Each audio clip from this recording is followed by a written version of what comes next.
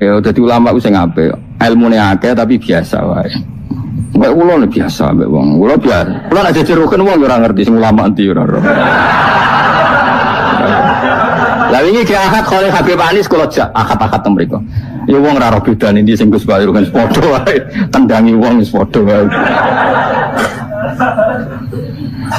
Ulama ketara nang anak ngomong hukum lagi ketara. Malah kadang sing ora ulama lebih meyakinkan.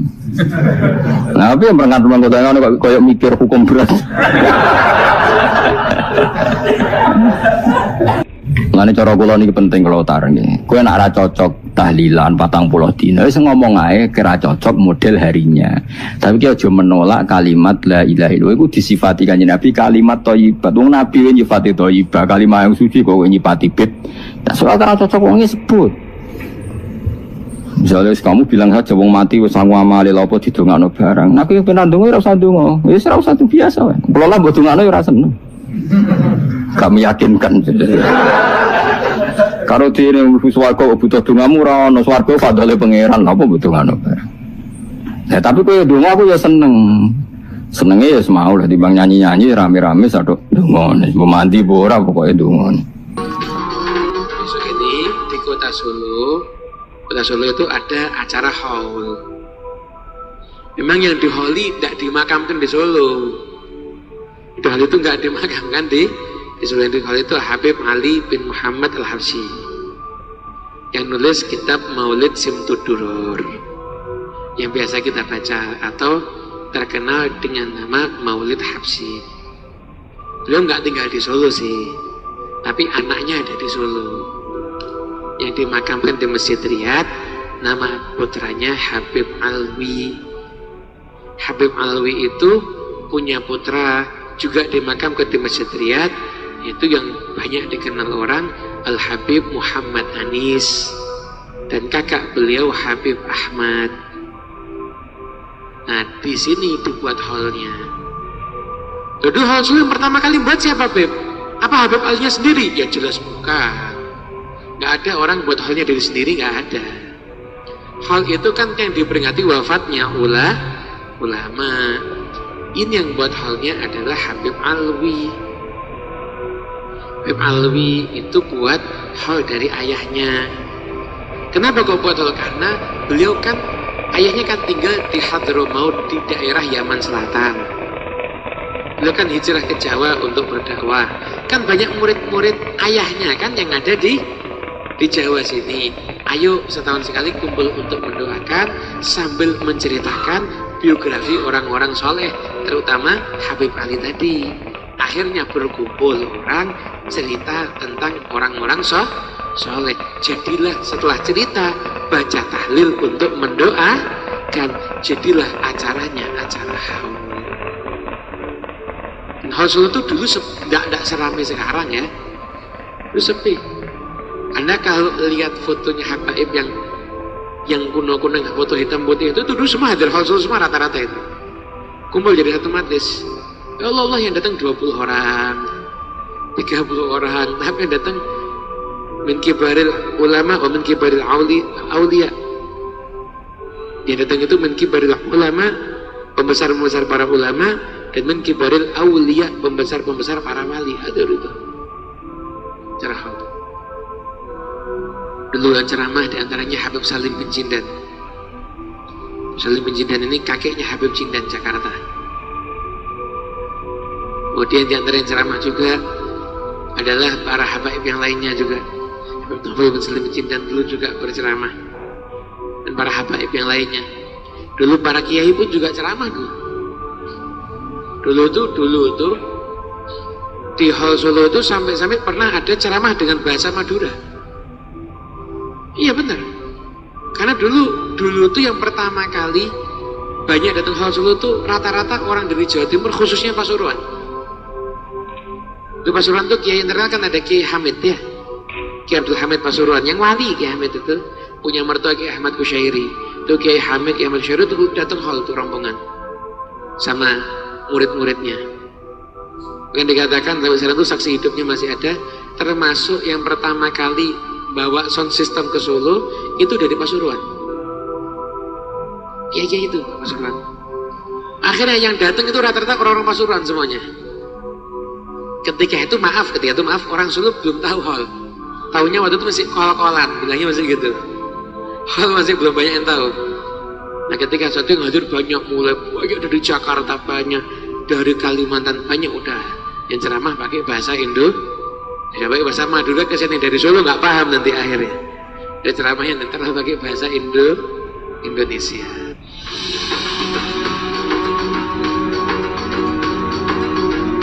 Nasab Al-Habib Ali bin Muhammad Al-Habasyi, disebutkan beliau Al-Habib Sayyidina Al-Imam Al-Habib Ali bin Muhammad bin Husain bin Abdullah bin Syekh bin Abdullah bin Muhammad bin Husain bin Ahmad sahibu Syaib bin Muhammad bin Alawi bin Abu Bakar Al-Habsyi bin Ali bin Ahmad bin Muhammad bin Al-Ustad bin Ahmad bin Muhammad bin Ali bin Al-Ustad Al-Azam Al-Faqih Muqaddam Muhammad bin Ali Ba'alawi bin Ali bin Muhammad Sahib Mirbat bin Ali Khalid Qasam bin Alawi bin Muhammad bin Alawi bin Ubaidillah ibn al-Muhajir ilallah Ahmad bin Isa ibn Muhammad Ar-Rumi ibn Ali Al-Uraidi ibn Ja'far As-Sadiq ibn Muhammad Al-Baqir ibn Ali Zain Al-Abidin ibn al-Imam Al-Husain ibn Ali bin Abi Talib wa Fatimah binti Sayyidina Muhammad sallallahu alaihi wa alihi wa sahbihi wasallam.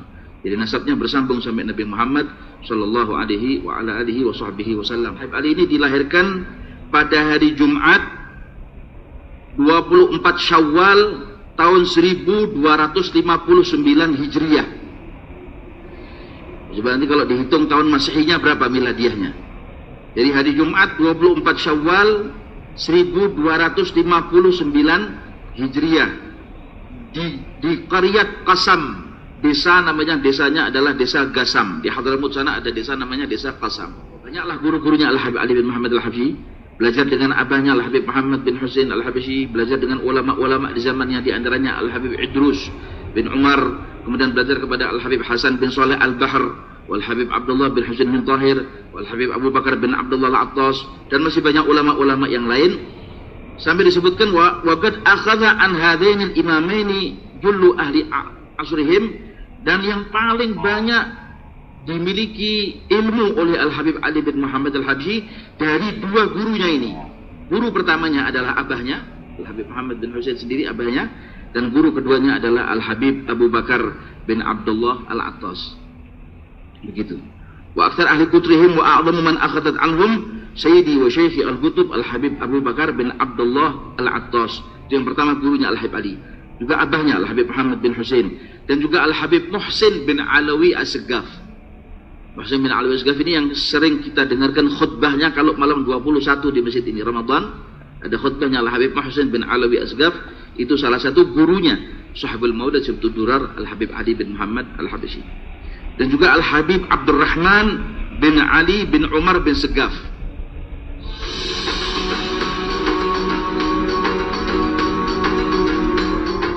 Habib Ali buat maulid namanya Simtud Duror. Namanya Simtud Duror, untean mutiara. Ya, untean mutiara seperti kalung gitu. Simtud Duror. Artinya setiap pasal ini mutiara. Setiap kata itu mutiara. Setiap huruf adalah mutiara. Al-kalimah durrah. Setiap kalimat itu mutiara. Jadi untean mutiara, setiap huruf adalah mutiara. Sehingga kalau kita pengen barokah, sekarang ini sebar luaskan Simtud Duror. Mohon maaf ikhwani rahimakumullah, saya ini sekarang mau cari orang baca maulid susah. Mau cari orang baca maulid susah. Maulid itu seperti hilang, tenggelam. Maka pulang dari Solo, hidupkan lagi di maulid di rumah Anda masing-masing. Mau 5 orang, mau 3 orang baca Simtud Duror. Kemarin saya duduk di sini pagi-pagi, masya Allah, ada remaja dari Malang di pojok situ duduk baca maulid 5 orang.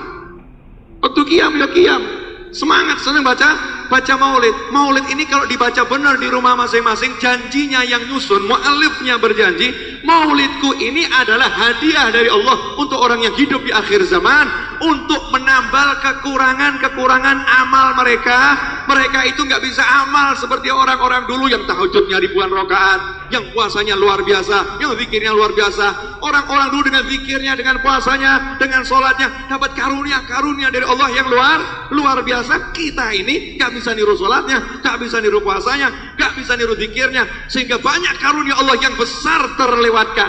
Habib Ali buatkan formula, baca ini dengan benar, maka paket-paket karunia Allah yang besar yang diperoleh dengan zikir, dengan doa, dengan mujahadah akan diberikan kepadamu cukup dengan baca Simtud Duror. Paket hemat, namanya Simtud Duror. Tapi jangan kemudian begini, ya udah deh, saya Simtud Duror aja, nggak usah tahajud, ngawur. Ini yang ahli baca Simtud Duror otomatis dia akan dirajin tahajud, dia akan senang cari ilmu. Sebar luaskan maulid ini dimanapun kita berada.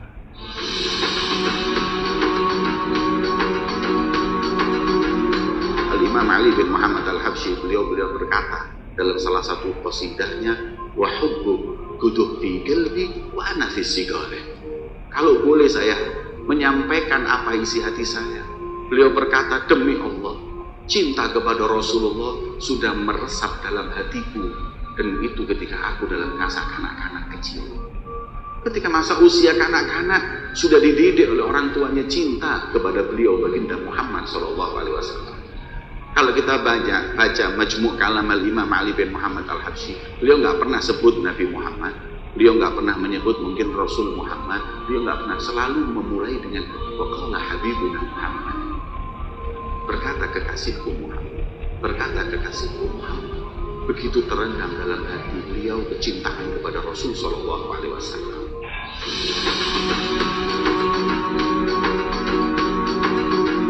Apa ajaran beliau? Apa ajaran beliau ya ikhwani? Ambisi mencari kedudukan, menjadi orang yang terkaya di atas dunia ini. Beliau berwasiatkan, alaikum bitaqwallahi minha tazawwadu bizadin fataqwallahi min asyrafis zadi. Lazimi taqwallah dan jadikan bekal itu taqwallah, karena sebaik-baik bekal, semulia-mulianya bekal adalah taqwallah. Hitung duit Anda yang ada di rekening bank. Kalau Anda meninggal, maka sepeser pun tidak akan laku di alam berikutnya. Hitung luas tanah Anda yang Anda miliki. Kalau Anda meninggal, tempat Anda 0,5 meter kali 2 meter, atas tanah, bawah tanah, muka tanah, belakang tanah. Hitung kendaraan Anda yang mewah. Kalau Anda meninggal, maka keranda yang jadi kendaraan Anda. Banggakan pakaian seragam Anda. Kalau Anda meninggal, copot semuanya dan Anda cukup dengan 3 lapis kain kafannya. Apa yang setelah itu yang manfaat? Taqwallah. Taqwallah. Ibadah kamu ya ikhwani, zikir kamu ya ikhwani. Wa tazawwadu fa inna khaira zadi taqwa wattaquni ya ulil albab.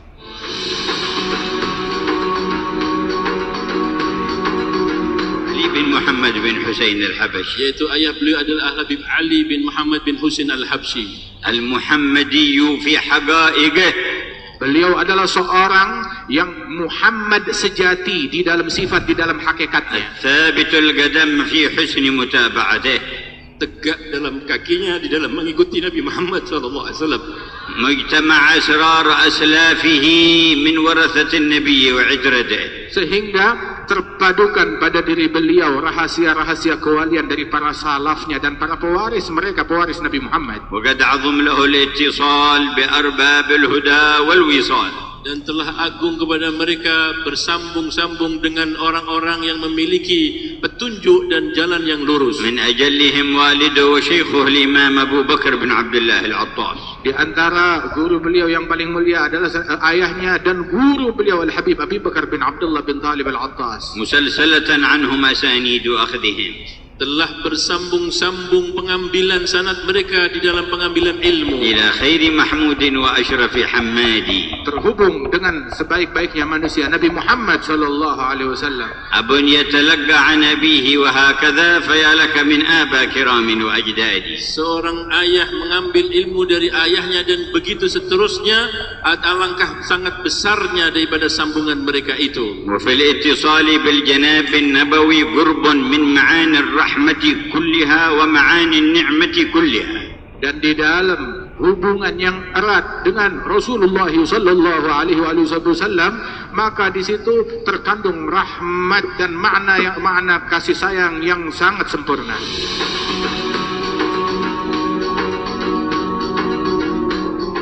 Alhamdulillah, tempat ini adalah tempat di mana kita panjatkan hajat kita kepada Allah Subhanahu wa taala. Diibaratkan oleh Al-Habib Ali bin Muhammad Al-Habsyi, majlis yang semacam ini adalah bagaikan telaga dari Allah Subhanahu wa taala yang menghidupkan hati dan jiwa manusia bagi mereka yang masuk dan meminum darinya. Hingga beliau ketika mengungkapkan tentang majlis yang semacam ini dan kehadiran orang-orang yang datang ke dalamnya, beliau mengatakan, waradu ala nahril hayati fakulluhum syaribu fakam fi rakbi min mutadalli'i hasyal karimu yarudduhum adsya wa qad waradu wa aslul judi min dhal manba'i. Mereka datang ke telaga kehidupan ini yang menghidupkan jiwa, yang menghidupkan hati, yang menghidupkan akhlak, yang menjernihkan fikiran, yang menjernihkan jiwa, hati dan sanubari ini. Dan semuanya insya Allah minum daripada telaga tersebut. Tetapi di antara mereka yang minum, ada yang minum satu teguk, ada yang minum satu genggam, ada yang minum satu gelas, ada yang minum satu ember, ada juga yang minum mutadalli'. Tahu tadallu'? Minum sekenyang-kenyangnya. Sebagaimana dahulu sahabat Rasulullah sallallahu alaihi wasallam ketika dalam perjalanan bersama Nabi Muhammad, maka perjalanan mereka tersebut kehabisan air. Datang kepada Rasulullah, ya Rasulullah, kita kehabisan air. Dibilang, ada air apa yang kalian punya? Dikumpulkan air yang mereka punya, satu mangkuk kecil, dibawa ke hadapan Nabi Muhammad. Ada lagi gak? Untuk wudu, untuk minum, untuk masak? Nggak ada, kecuali yang ada di hadapan engkau ya Rasulullah. Maka Nabi masukkan tangan suci beliau di mangkuk yang kecil tersebut. Itu mangkuk yang kecil itu, sahabat bilang sampai Rasulullah melebarkan tangannya itu nggak bisa lebar, saking kecilnya mangkuk itu. Ketika dilebarkan tangannya oleh Nabi Muhammad SAW, maka air memancar dari sela-sela jari Nabi Muhammad SAW hingga itu air meluber keluar, nggak ada berhentinya, ditampung oleh sahabat. Mereka kumpulkan girbeh mereka, tempat air mereka, wadah mereka, dikumpulkan. Yang ambil wudu, yang masak, yang mandi, begitu. Bahkan yang minum sebanyak-banyaknya. Itu satu sahabat bilang, kalau yang saya perbanyak dari kejadian tersebut adalah saya meminum air yang sebanyak-banyaknya. Sebab ini air sumbernya dari telapak tangan Nabi Muhammad, dari sela-sela jari Nabi Muhammad sallallahu alaihi wasallam. Wa afdalul miyahi ma'un qad naba' baina asabi'in nabiyil muttaba'. Sebaik-baiknya air adalah air yang memancar dari sela-sela jari Rasulullah sallallahu alaihi wasallam. Dan ini kita berada di telaga tersebut, di air tersebut, dan di antara mereka yang meminumnya mutadalli' dengan sepuas-puasnya. Apa ciri mereka? Orang yang meminum dengan sepuas-puasnya, pulang ke rumah akhlaknya makin bagus, ucapannya makin luhur, pandangannya, fikirannya makin baik, husnudzannya kepada manusia makin luas, hatinya bersih, nggak ada kedengkian, nggak ada kebencian. Itu orang yang sukses hadir haul kayak begitu.